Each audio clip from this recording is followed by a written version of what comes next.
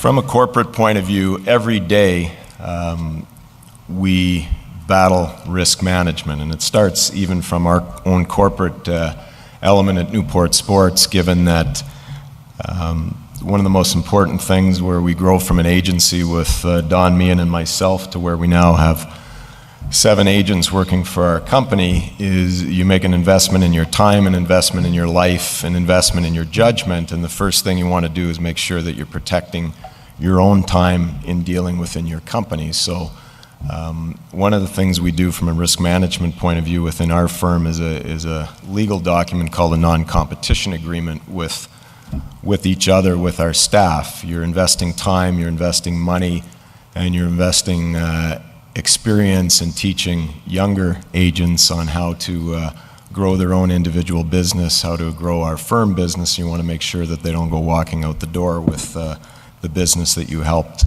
them get for your firm. So a non-competition agreement is a balancing of risk management and risk reward that's very, very important. You want to protect the corporate veil of your company.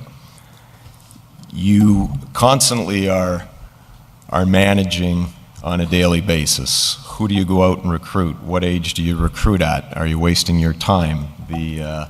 The draft, it's a crapshoot, especially at the Ontario Hockey League level where you're investing in, at the age of 14 or 15, in 16-year-olds, whether they're going to play. You're giving them guidance, you're helping managing their careers, and you have to assess time value.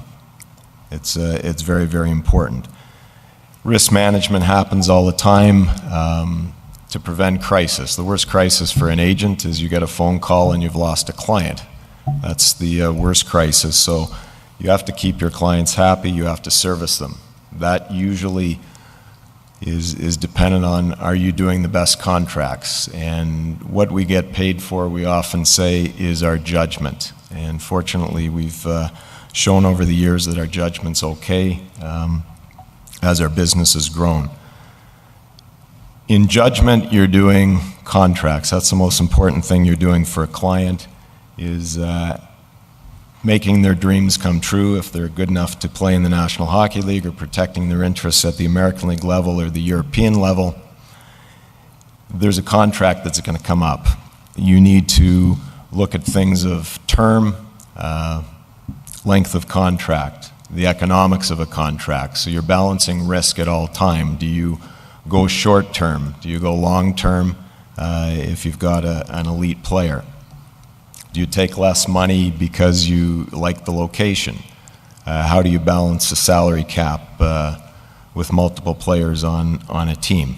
What we do is every individual is its own contractual entity, and we let the teams deal with the salary cap, and we do the best job that we're able to.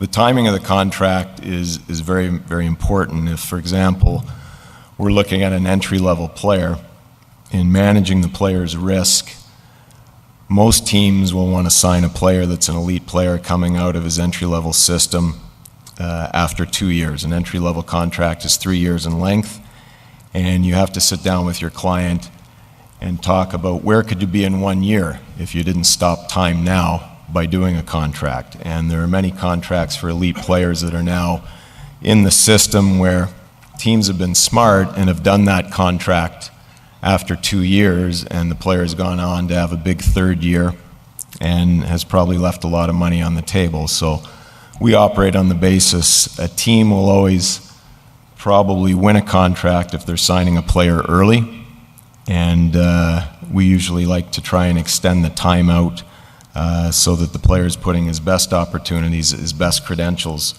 on the table.